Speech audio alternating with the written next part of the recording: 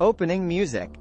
Shining Boss, welcome to our podcast, where we explore the fascinating world of gaming and esports.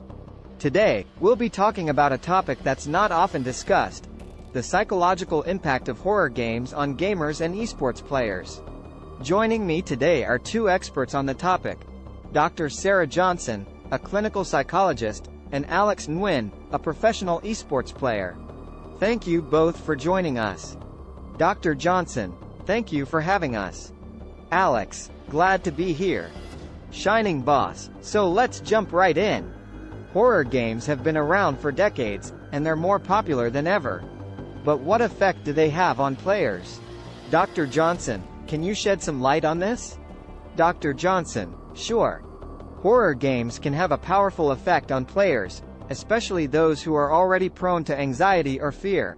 When we play horror games, we're essentially putting ourselves in a simulated environment that's designed to scare us. This can be thrilling, but it can also be stressful and even traumatic for some players. The more immersed we become in the game, the more likely we are to feel the effects of that fear. Host, and what about esports players? Do they experience the same effects? Alex, absolutely. In fact, I'd say that esports players might be even more susceptible to the psychological effects of horror games, since we spend so much time in front of screens and are often isolated from the real world.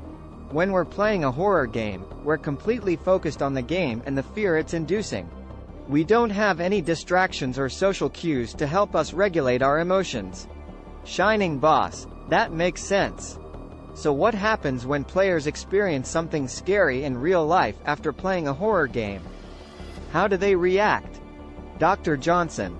Well, it really depends on the individual player and the situation. Some players might be able to shake it off and move on, while others might experience more intense fear or anxiety. In some cases, players might even develop symptoms of post-traumatic stress disorder, PTSD. This is especially true for players who have a history of trauma or anxiety. Alex, I can speak from personal experience on this.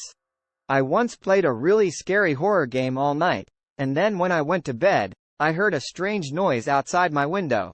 I was so freaked out that I couldn't sleep for hours. It was like the fear from the game had carried over into real life. Shining Boss, that sounds really intense. So what can players do to prevent or cope with these kinds of reactions? Dr. Johnson. Well, one thing players can do is to set boundaries for themselves. If you know that horror games really affect you, maybe don't play them late at night or when you're feeling particularly anxious. It's also important to take breaks and practice self-care. Make sure you're getting enough sleep, eating well, and staying active. And if you do experience a scary incident in real life, don't be afraid to seek professional help if you need it. Alex, and as esports players, we also need to remember that our mental health is just as important as our physical health.